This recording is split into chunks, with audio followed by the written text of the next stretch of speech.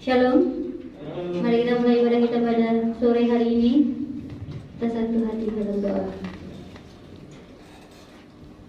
Bapa, kami mengucap syukur Tuhan untuk sepanjang hari ini ya Tuhan, Kau telah menyertai kami. Terima kasih Tuhan buat penyertaan yang sempurna, selalu sempurna dalam kehidupan kami. Terima kasih Yesus. Ini saatnya kami mau menyembah Tuhan, mau memberikan yang terbaik bagimu Yesus. Biarlah segala pujian kami dapat dibawakan di hadapan-Mu ya Bapa. Layakan setiap kami Tuhan, jamah setiap kami. Kami yang ada di tempat ini yang memberikan yang terbaik yang bisa kami lakukan bagimu. Terima kasih Bapa. Terima kasih Yesus.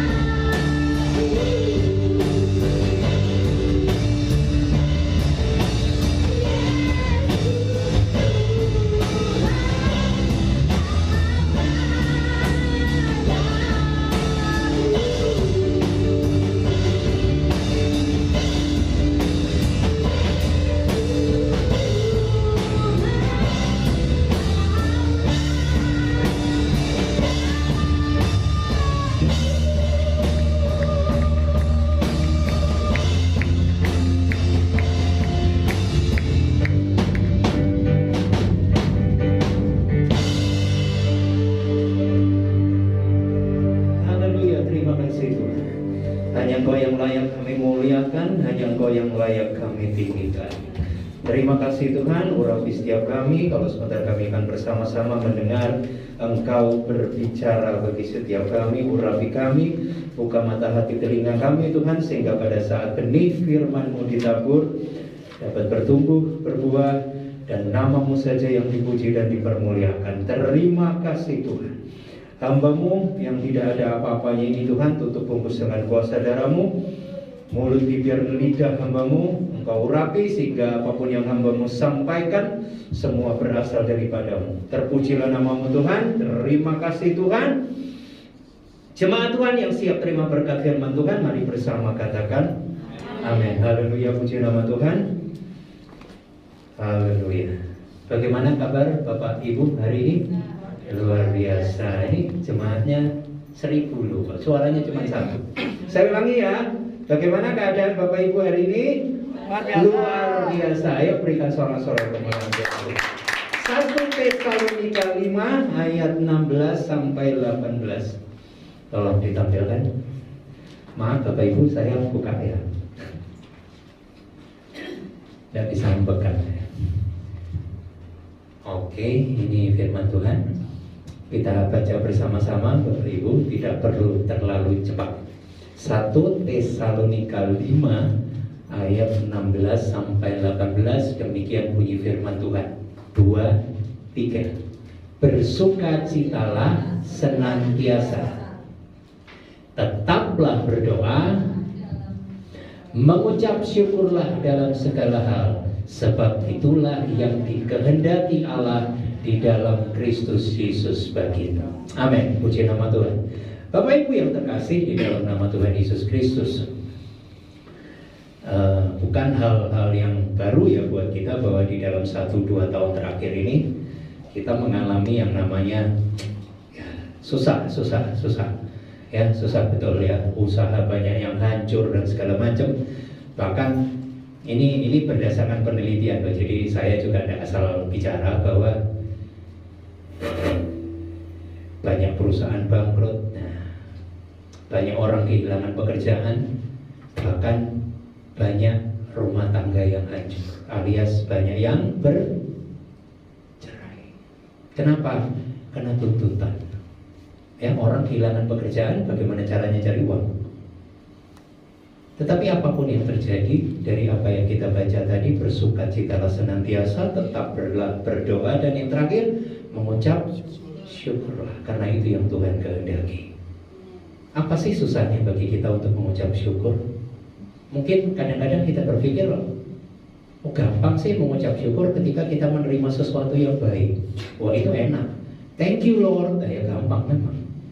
Tapi kalau kita menerima hal yang susah, kebanyakan bukan mengucap syukur, tapi menggerutu, bersungut. Nah ini Tuhan yang paling tidak suka itu sama orang yang hidupnya hanya diisi dengan menggerutu dan bersungut-sungut. Memang berat ya, apalagi kalau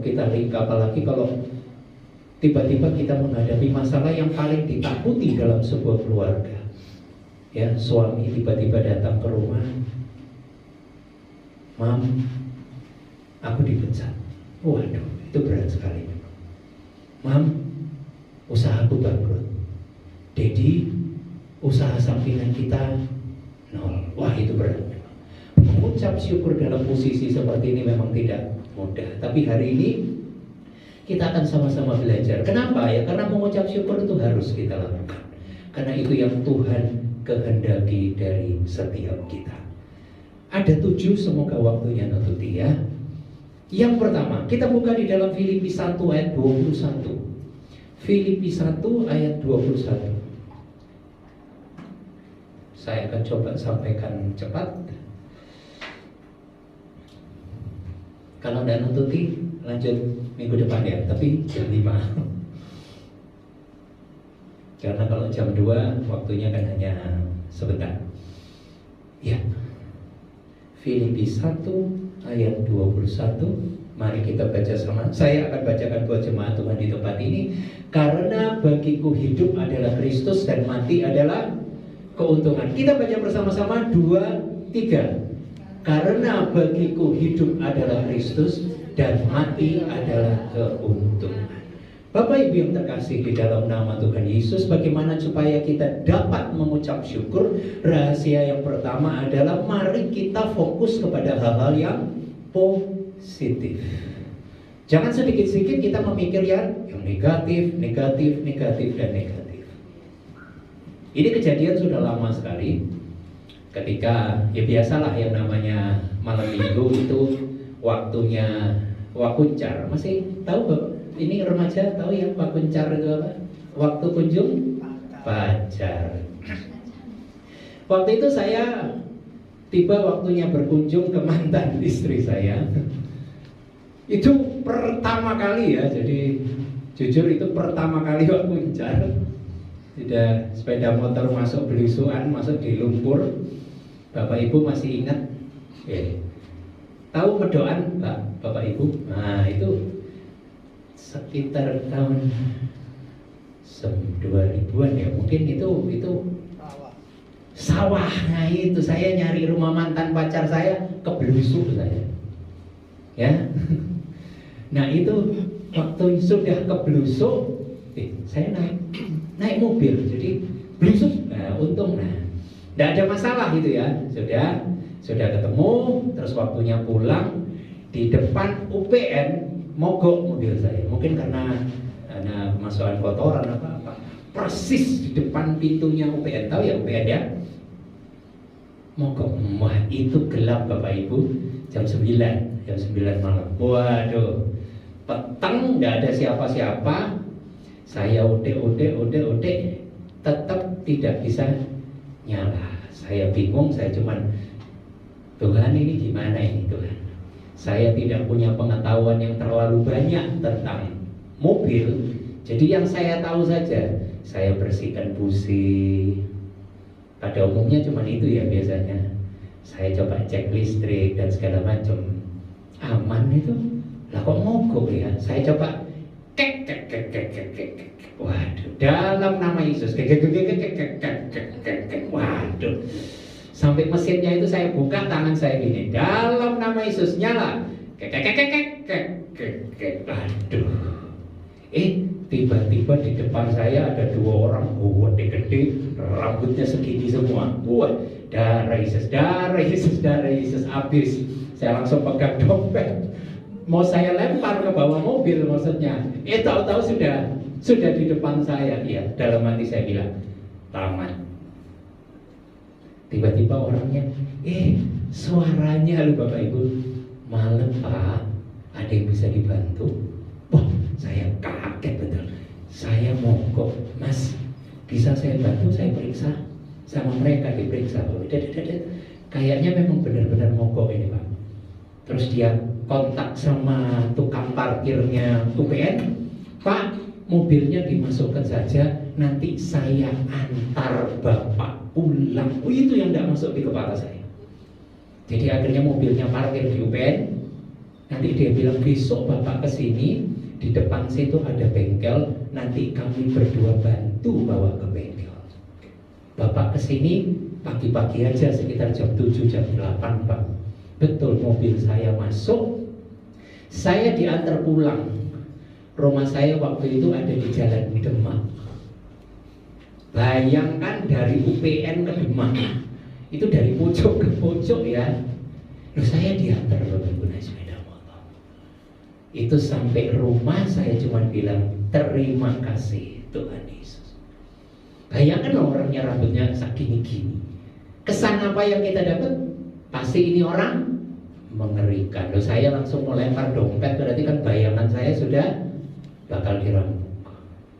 Seberapa banyak dari kita ketika melihat sesuatu yang seperti ini langsung konotasinya negatif. Nah ini yang membuat kita tidak bisa mengucap syukur. Fokus kepada hal-hal yang baik ya. Jangan sedikit-sedikit negatifnya dipikir. Kalau Tuhan tolong kita hari ini, berarti besok Tuhan pasti tolong. Saya punya prinsip dalam hidup. Saya suka catat. Hari ini Tuhan Yesus tolong apa saya? Tolong saya apa? Catat. Terus bulan depan Tuhan Yesus tolong apa? Saya catat lagi. Ketika saya mengalami masalah, saya buka itu buku. Tuhan, kamu sudah tolong Dani begini. Masakan ini Tuhan tidak tolong? Bikin monumen kebaikan Tuhan dalam hidup kita. Saya yakin percaya kita tidak akan melihat segala sesuatu serba negatif, tapi positif. Amin. Dan susah ya Bapak Ibu. Mari bersama-sama kita sedikit-sedikit jangan lihat yang negatif. Kita mau lihat hal-hal yang positif bersama Tuhan. Amin. Yang kedua, cepat saja. Mazmur 139. Mazmur 139. Mana Mazmur ini? 139 sudah dapat? Mazmur 139. Ayat 7. Mazmur 139 ayat 7.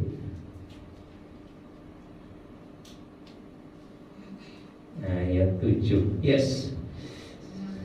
Oke, kita baca 7 sampai 12. Kemanakah aku dapat pergi menjauhi rohmu? Kemana aku dapat lari dari hadapanmu? 8. Jika aku mendaki ke langit, engkau di sana. Jika aku menaruh tempat tidurku di dunia orang mati, di situ pun engkau. 9. Jika aku terbang dengan sayap fajar dan membuat kediaman di ujung laut, juga di sana tanganmu akan menuntun aku dan tangan kananmu memegang aku. Jika aku berkata, biarlah kegelapan saja melingkupi aku dan terang sekelilingku menjadi malam. 12. Maka kegelapan pun tidak menggelapkan bagimu dan malam menjadi terang seperti siang. Kegelapan sama seperti terang. Ada pujiannya ya.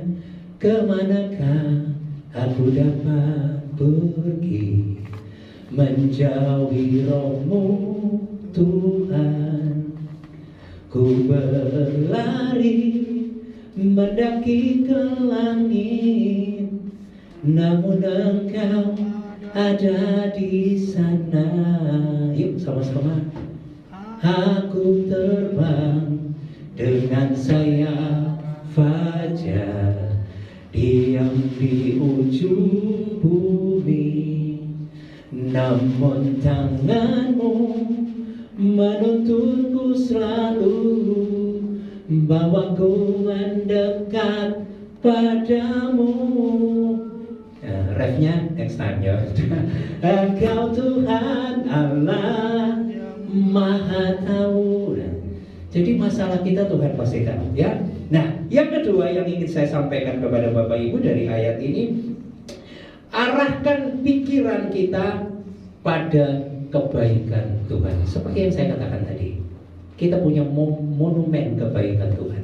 Arahkan hidup kita pada kebaikan Tuhan. Di dalam Kolose 3 ayat 2 dikatakan, pikirkanlah perkara di atas, bukan perkara di bumi. Ya, ini yang saya ajak kita baca. Filipi 4 ayat 8. Bisa dibuka Filipi 4 ayat 8, ada beberapa ayat. Nah, yang kayak begini-begini ini yang harus kita pikirkan. Jadi akhirnya saudara-saudara, semua yang benar, semua yang mulia, semua yang adil, semua yang suci, semua yang manis, semua yang sedap didengar, semua yang disebut kebajikan dan patut dipuji, pikirkanlah semuanya itu. Selain ini, ya tidak usah dipikir. Ya, kembali kepada yang pertama. Apa tadi? Kita melihat yang baik, kita melihat hal yang positif. Nah, ditegaskan di bagian yang kedua, arahkan dirimu, arahkan pikiranmu pada kebaikan Tuhan. Ya, jangan masalah kita terus. Ya, kita semua punya masalah. Saya punya masalah. Hari-hari ini pun saya punya masalah. Dan saya sedang bergumul untuk itu. Tapi seperti saya katakan tadi, ketika saya dalam kesesatan, ketika saya pikir Tuhan, saya sudah tidak mampu, Dani sudah tidak mampu Tuhan. Saya buka itu buku yang tadi saya sampaikan. Saya mulai ingat satu persatu kebaikan Tuhan dalam hidup saya. Dan ketika saya melangkah ke depan, saya tahu kemarin Tuhan tolong, hari ini Tuhan pasti tolong. Saya pernah saksikan ketika anak saya tidak bisa ke belakang, saya berdoa dan Tuhan lepaskan dia bisa ke belakang. Itu terjadi lagi kemudian ketika dia umur 5-6 tahun, tiba-tiba dia nangis, Dedi, di kakinya ini sudah keluar darah. Kenapa? Sama kejadiannya, dia tidak bisa ke belakang, dipaksa, rupanya ya ada luka. Maaf, saya minta maaf ya, mungkin kurang kata, saya terpaksa menggunakan jari saya. Sambil doa terus saja, dalam nama Yesus, dalam nama Yesus. Kemudian saya bilang sama Laura, dulu Tuhan pernah tolong, betul kan? Berarti Tuhan Yesus tolong. Sekarang Laura yang berdoa. Saya ajar dia berdoa. Tuhan Yesus, dulu Laura ditolong Tuhan, Laura bisa ke belakang. Sekarang Laura percaya Tuhan Yesus bisa tolong. Laura pukul pantatnya, Laura pukul dia. Sekali belum jadi, 2 kali belum jadi. Akhirnya saya rangkul anak saya, Tuhan, Laura bisa ke belakang. Saya pukul agak keras, dia teriak, Dedi sakit, brol, keluar. Berikan kemuliaan buat Tuhan. Ya, jadi tidak ada yang mustahil. Ya, kalau dulu Tuhan pernah tolong, hari ini pasti Tuhan tolong. Jangan sedikit-sedikit lihat orang sebelah, dia doa bertahun-tahun kok tidak sembuh-sembuh ya. Itu yang bisa menghancurkan iman kita. Lihat hal-hal yang baik, lihat hal-hal yang positif, lihat kebaikan Tuhan. Siapa di sini yang seumur hidup tidak pernah merasakan kebaikan Tuhan? Tidak ada toh. Semua pasti merasakan kebaikan Tuhan. Dan kebaikan Tuhan jangan lihat yang gede-gede, hutang ratusan juta dibebaskan Tuhan, ya jangan. Karena Tuhan tidak hanya menolong perkara-perkara yang besar-besar, yang kecil-kecil saja Tuhan juga bisa tolong. Ya, kebaikan Tuhan tidak harus gede-gede gitu ya. Hal-hal yang sederhana, paling gampang. Nanti malam kita tidur, betul? Ada yang pernah membayangkan besok tidak bisa buka mata? Tidak ada ya.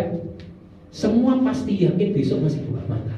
Loh, itu saja satu hal kita bisa mengucap syukur. Tuhan masih sayang kita.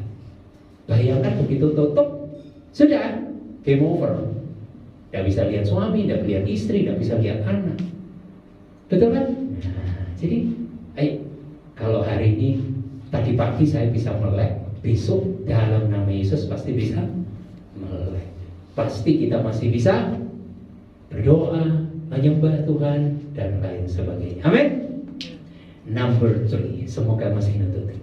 Ya, Filipi 3 ayat 7 sampai 8. Filipi 3 ayat 7 dan 8.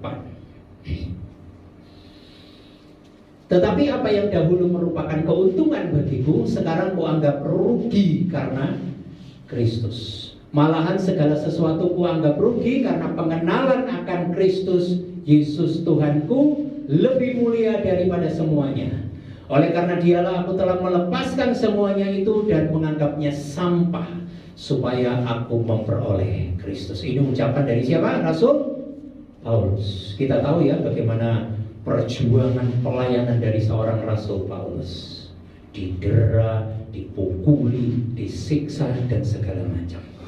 Apa yang bisa kita pelajari dari perjalanan hidup Rasul Paulus? Yang ketiga, taruh prioritas hidup kita di tempat yang benar.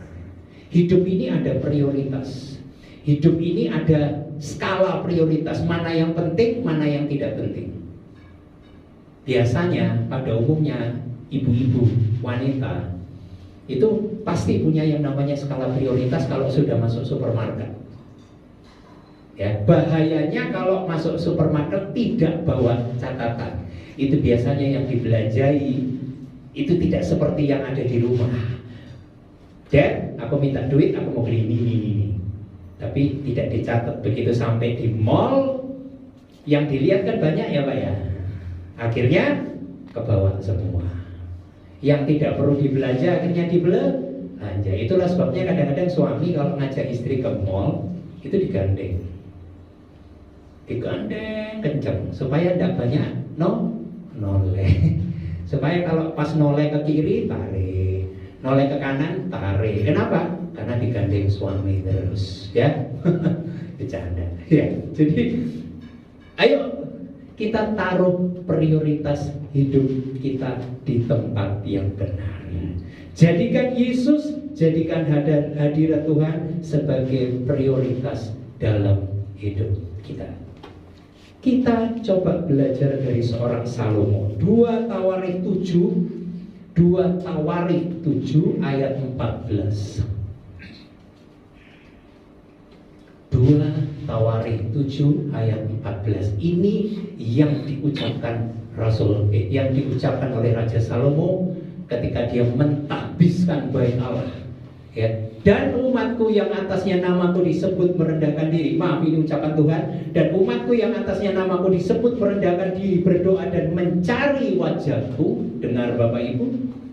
Lalu berbalik dari jalan-jalannya yang jahat, maka aku akan mendengar dari surga dan mengampuni dosa mereka serta memulihkan negeri mereka. Prioritas hidup kita: sebut nama Tuhan, rendahkan diri kita, doa, cari wajah Tuhan.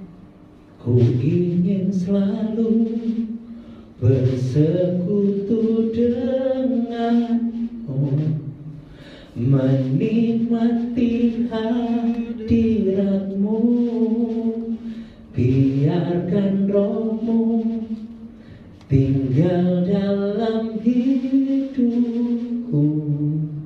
Sungguh indah bersamamu selamanya, ya.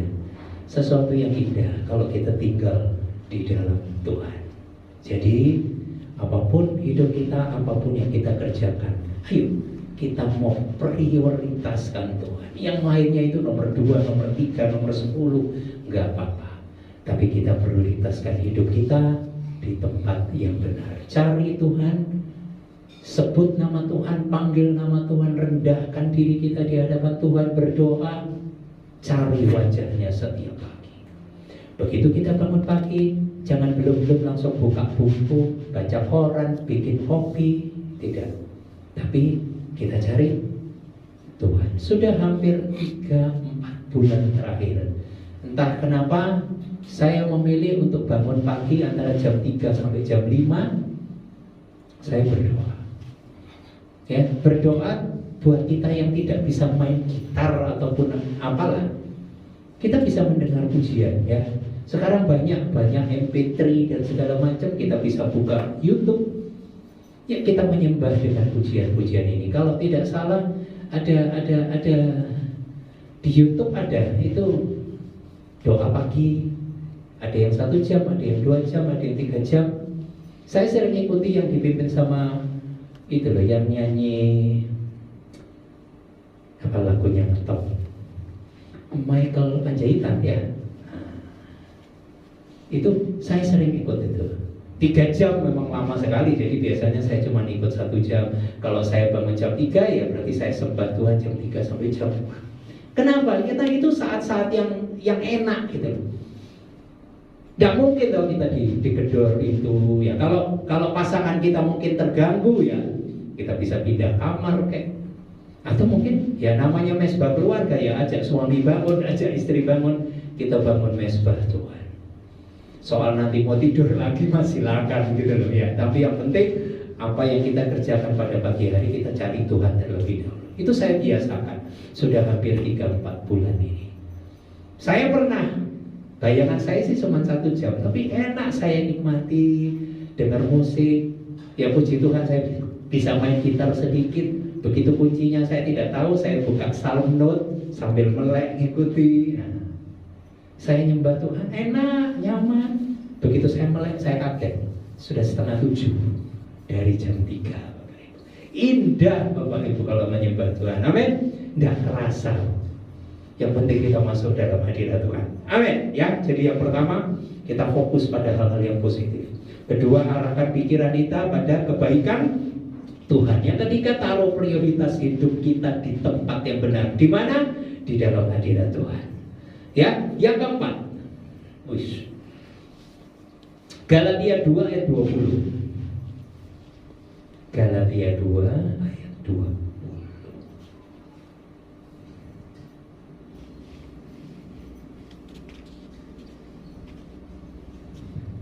Oke. Sekali lagi ini ucapan Rasul Paulus, namun aku hidup tetapi bukan lagi aku sendiri yang hidup, melainkan Kristus yang hidup di dalam aku. Dan hidup yang kuhidupi sekarang di dalam daging adalah hidup oleh iman dalam Anak Allah yang telah mengasihi aku dan menyerahkan dirinya untuk aku. Yang keempat, work by faith not by sight. Apa itu? Kita hidup, kita bekerja oleh iman, bukan dengan penglihatan kita. Kalau kita pakai mata kita, kita bisa hancur. Ya, kalau kita lihat kiri, kanan, muka, belakang, apa yang terjadi dalam kehidupan harian ini, wah, kita bisa ikut-ikutan gugur. Seperti saya katakan tadi, survei membuktikan banyak rumah tangga yang hancur dalam 2 tahun terakhir ini. Ya, kalau kita mikirkan itu saja yang kita lihat. Begitu kita buka koran, supermarket kokot, pengusaha ini kokot, pendeta ini maaf meninggal dunia karena COVID. Wah, negatif tok isinya di koran. Jangan dilanjutkan, tutup saja, baca firman. Ya, kalau isinya koran, isinya negatif semua. Bukan berarti saya katakan jangan dibaca ya, tapi yuk kita siap dulu. Nanti kalau kita tidak siap ya jatuh. Kalau kita tidak punya iman yang kuat ya jatuh. Ya, Pastor Philip Mantova berkata jangan hidup oleh perasaan, tapi hidup oleh iman. Karena itu iman yang membangun kita. Iman itu percaya kepada sesuatu yang tidak kita lihat, tapi kita yakin kita sudah terima. Memang tidak mudah, itu susah. Ya, itu susah banget, tapi kita belajar. Ya, sebab itu firman Tuhan mengatakan apapun yang kamu minta, anggap kamu sudah terima. Itu iman. Ya, seperti Thomas ya. Ketika ngumpul sama teman-temannya, dia tidak percaya. Dia bilang, sebelum aku mencucukkan jariku ke dalam lambung Tuhan, aku tidak percaya kalau dia sudah bangkit. Sampai begitu Tuhan ada di depannya dia, Tuhan ngomong, kenapa kamu percaya ketika kamu melihat? Mari Bapak Ibu, kita belajar dari Abraham. Roma 4 ayat 18. Akan ada banyak ayat untuk ke sini. Roma 4 ayat 18. 10 menit lagi selesai. Roma 4 ayat 18. Sebab sekalipun tidak ada dasar untuk berharap, namun Abraham berharap juga dan percaya bahwa ia akan menjadi bapa banyak bangsa menurut yang telah difirmankan. Demikianlah banyaknya nanti keturunanmu. Bayangkan Sarah dinubuatkan akan melahirkan justru pada saat dia sudah mati haid. Impossible. Umurnya berapa Sarah saat itu? 99. Wah, ada zaman sekarang umur segitu bisa melahirkan. Ya, sudah ya benar-benar impossible ya. Sudah mati haid tapi bisa melahirkan. Itu dikatakan Abraham tidak ada dasar untuk berharap. Kaulah pengharapanku, padamu ku percaya, walau tiada dasar bagiku untuk berharap. Imanku takkan luruh, bahkan semakin teguh saat aku memuliakan namamu. Nah, ketika kita mulai merasa ini tidak mungkin, berdoa, sembah Tuhan. Ya, kita hidup tidak oleh perasaan, kita hidup tidak oleh iman, tidak oleh penglihatan, tapi kita hidup oleh firman Tuhan. Jangan pedulikan perkataan orang, jangan pedulikan omongan orang. Kita hidup oleh firman, bukan apa kata orang. Amin. Yang kelima, 1 Tesalonika 4. Yang kelima, 1 Tesalonika 4 Ayat 13. Sorry. Ayat 13. Selanjutnya kami tidak mau, saudara-saudara, bahwa kamu tidak mengetahui tentang mereka yang meninggal, supaya kamu jangan berduka cita seperti orang-orang lain yang tidak punya pengharapan. Next, 14. Karena jikalau kita percaya bahwa Yesus telah mati dan telah bangkit, maka kita percaya juga bahwa mereka yang telah meninggal di dalam Yesus akan dikumpulkan Allah bersama-sama dengan Dia. Puji nama Tuhan. Berduka cita itu baik, tetapi jangan berlebihan. Apa yang ingin saya sampaikan di situ? Kita harus punya standar. Yang kelima, kita harus punya standar hidup yang different, yang berbeda dengan orang yang tidak punya Tuhan, tidak kenal Tuhan. Lah kalau sama saja, buat apa kita jadi orang Kristen? Ya, tidak jarang kita mendengar kata-kata, "Loh, dia hamba Tuhan, dan kok hidupnya seperti itu?" Ya, sering ya kita mendengar kata-kata seperti itu. Wih. Di luar mah oke, tapi begitu di rumah gak karu-karuan. Ya, mungkin sebaliknya, di rumah seperti malaikat, tapi begitu di luar dengan karyawan, dengan sahabat, kasarnya setengah mati. Ya, kalau di gereja, ura pasikia lawala, begitu di rumah sandal lawas, lempar sandal, lempar piring dan segala macam. Ya, jangan seperti itu. Ya, jadi kita harus punya standar hidup yang berbeda. Daniel ya, coba kita buka Daniel 1 ayat berapa ya? Sebentar. Daniel 1 ayat 8.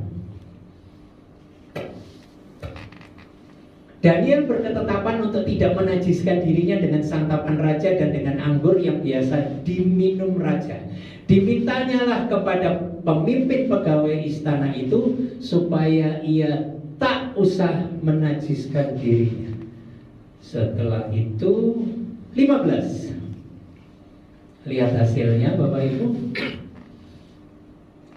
Daniel 1:15. Setelah lewat 10 hari ternyata perawakan mereka lebih baik dan mereka kelihatan lebih gemuk daripada semua orang muda yang telah makan dari santapan raja. Ini loh yang saya maksud.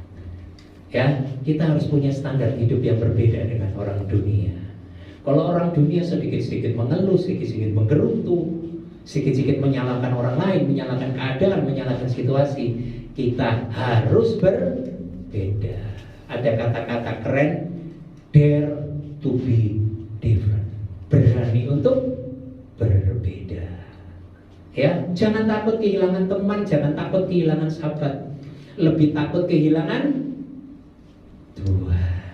Sahabat itu gampang. Nanti kalau kita dekat sama Tuhan, Tuhan akan carikan sahabat kita yang baik. Bahkan Yesus juga sahabat kita. Yesus, Kaulah sahabatku Yesus, Kau yang tak pernah jemu-jemu di sisiku. Sahabat suatu saat akan meninggalkan kita, tapi Tuhan tidak pernah tinggalkan kita. Bahkan firman Tuhan berkata ketika kita tidak setia, Tuhan tetap setia. Nah, ini sahabat yang sejati, ini sahabat yang benar. Ya, jadi saya katakan kita harus punya standar hidup yang berbeda dengan orang dunia. Itu harus, itu mutlak. 6. 2 Korintus 6. Tinggal 5 menit. 2 Korintus 6 ayat 8 sampai 10.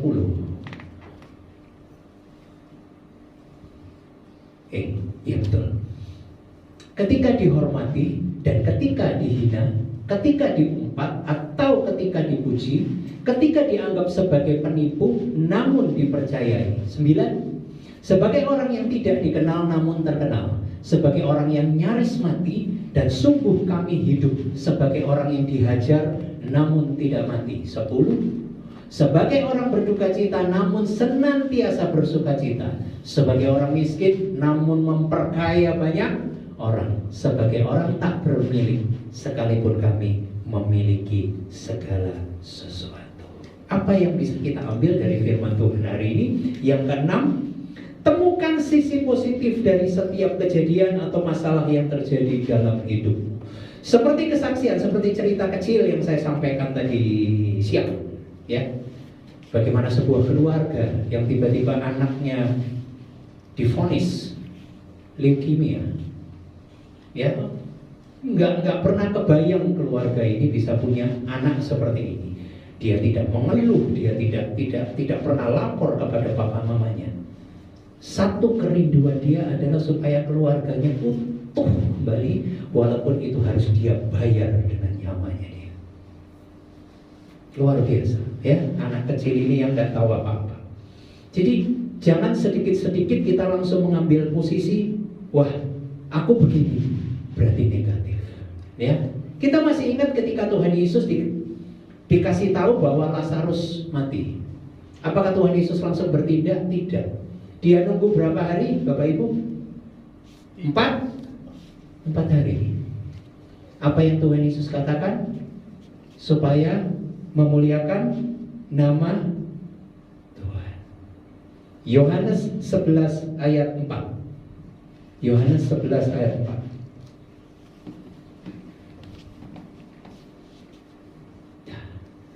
Ya, ketika Yesus mendengar kabar itu, ia berkata, penyakit itu tidak akan membawa kematian, tetapi akan menyatakan kemuliaan Allah. Sebab oleh penyakit itu anak Allah dimuliakan. Lanjut 15. 11 ayat 15. Yesus memang mengasihi Marta dan kakaknya. 15, ini 15. Tetapi syukurlah aku tidak hadir pada waktu itu, sebab demikian lebih baik bagimu, supaya kamu dapat belajar percaya. Marilah kita pergi sekarang kepadanya. Ya, Tuhan ingin menyatakan kemuliaannya. Ya, Tuhan ingin menyatakan kuasanya. Itulah sebabnya Tuhan nunggu, dalam tanda kutip, Tuhan tunggu Lazarus busuk dulu. Ya, 4 hari itu sudah busuk, ya. Ada yang bilang sih secara medis lebih dari 4 hari sih. Bisa 3 bulan, 4 bulan, tergantung kualitas peti. Kalau petinya pakai peti apa itu, yang peti asli orang Cina apa namanya? Bombay. Nah, itu wah, itu bisa tahunan baru hancur gitu. Itu dibakar saja butuh waktu lebih lama dari peti-peti biasa. Ya, jadi apa pelajaran yang bisa kita dapat? Temukan sisi positif dari setiap kejadian atau masalah yang terjadi dalam hidupmu. Jadi ketika Tuhan izinkan masalah, jangan cepat kita memutuskan bahwa wah, ini tidak baik, wah ini kurang baik. Saya tadi menyampaikan sebuah quote, nah ini bisa membantu. Tadi saya sudah sampaikan di ibadah jam 2. Sakitmu bisa dipakai Tuhan untuk menyembuhkan orang lain. Gagalmu bisa dipakai Tuhan untuk membangkitkan orang lain. Dan prosesmu bisa dipakai Tuhan untuk menumbuhkan iman orang lain. Jadi masalah kita tidak selalu negatif, selalu ada nilai positifnya, dan itu yang harus kita lihat. Amin. Yang terakhir, kalau sudah dengar yang terakhir ini, tarik nafas, akhirin, mari juga selesai juga. Yuk, Kisah Rasul 16. Nah, ini agak panjang. Kisah Rasul 16, saya minta waktu sedikit lagi. Kisah Rasul 16 ayat 24 sampai 31. Kisah Rasul 16 ayat 24, saya akan bacakan secara cepat saja. Sesuai dengan perintah itu, kepala penjara memasukkan mereka ke ruang penjara yang paling tengah dan membelenggu kaki mereka dalam pasungan yang kuat. Tetapi kira-kira tengah malam, Paulus dan Silas berdoa dan menyanyikan puji-pujian kepada Allah, dan orang-orang hukuman lain mendengarkan mereka. Akan tetapi terjadilah gempa bumi yang hebat sehingga sendi-sendi penjara itu goyah, dan seketika itu juga terbukalah semua pintu dan terlepaslah belenggu mereka semua. Ketika kepala penjara itu terjaga dari tidurnya dan melihat pintu-pintu penjara terbuka, ia menghunus pedangnya hendak membunuh diri karena ia menyangka bahwa orang-orang hukuman itu telah melarikan diri. 28. Tetapi Paulus berseru dengan suara nyaring, katanya, "Jangan celakakan dirimu, sebab kami semuanya masih ada di sini." 29. Kepala penjara itu menyuruh membawa suluh, lalu berlari masuk dan dengan gemetar tersungkurlah ia di depan Paulus dan Silas. Ia mengantar mereka keluar sambil berkata, "Tuan, Tuan, apakah yang harus aku perbuat supaya aku selamat?" Jawab mereka, "Percayalah kepada Tuhan Yesus Kristus dan engkau akan selamat, engkau dan seisi rumahmu." Yang terakhir, dan ini harus menjadi tugas kita selama kita masih hidup. Gunakan setiap waktu, gunakan setiap kesempatan untuk bersaksi. Ya, kita saksikan kebaikan Tuhan. Ya, kita saksikan bagaimana Tuhan tolong kita. Ya, itu sangat baik sekali. Ya, dulu ibadah doa malam itu biasanya ada kesaksiannya. Saya berharap mungkin next time bisa dibuat lagi seperti itu. Pujiannya tidak panjang, firman Tuhannya juga tidak panjang. Kita mengizinkan 1-2 jemaat. Ayo kita bersaksi. Saya yakin percaya setiap kita pernah terima kebaikan Tuhan. Mau berapapun lamanya, ayo kita bersaksi. Karena saya percaya itu dapat menguatkan setiap kita. Oh, dia ditolong, aku pasti ditolong. Oh, masalahnya dia kecil, aku lebih kecil, aku pasti ditolong. Masalahnya dia gede, masalahku juga besar. Dia ditolong, aku pun ditolong. Kenapa? Tuhan Yesus kita sama, betul?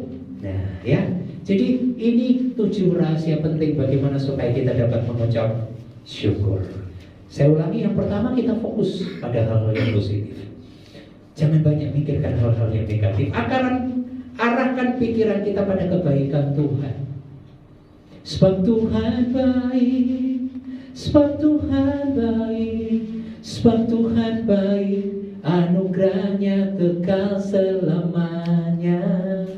Sebab Tuhan baik, sebab Tuhan baik, sebab Tuhan baik, anugerahnya kekal selamanya.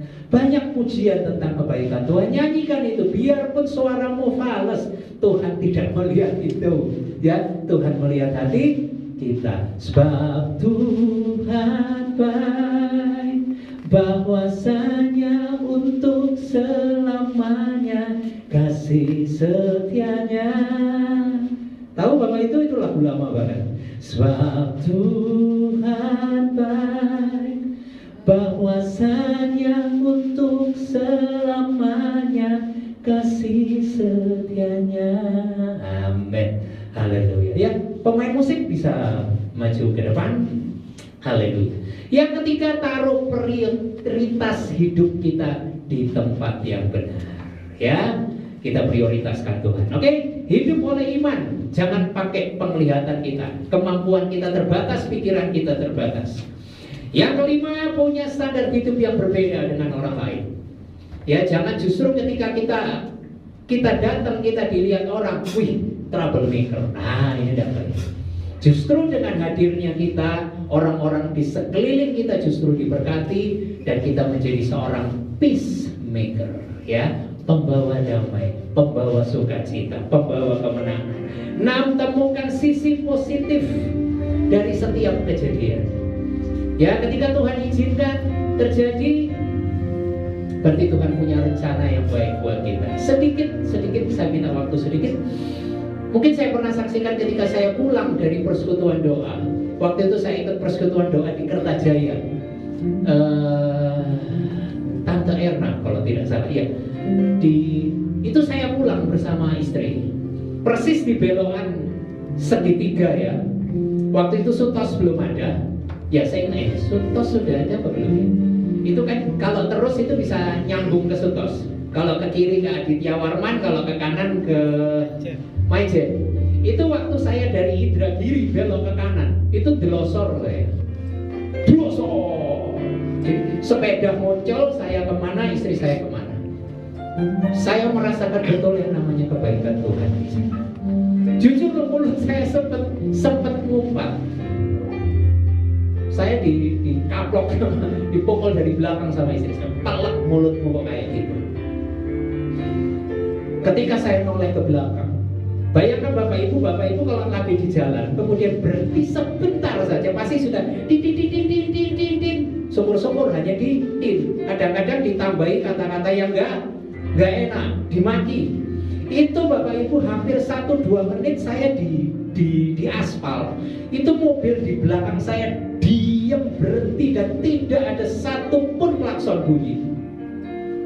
Itu saya merinding ketika saya sampai di rumah. Mulut ini sudah sempat maki. Kok bisa? Gitu. Tapi saya temukan sisi positif dari situ. Kenapa? Tuhan ingin menunjukkan bahwa kenapa?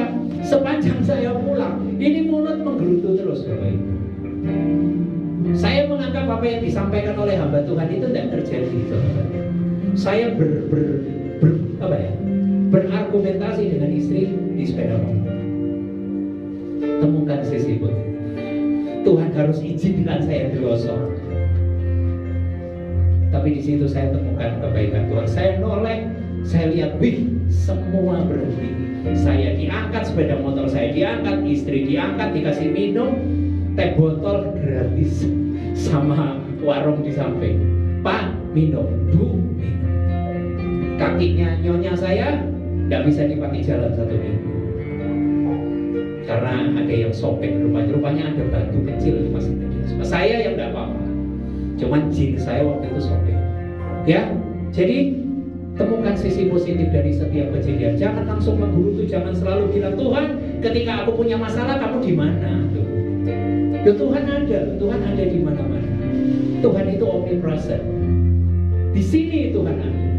Di lantai 3 Tuhan ada. Di lantai 2 Tuhan ada. Dimanapun kita ada, Tuhan ada.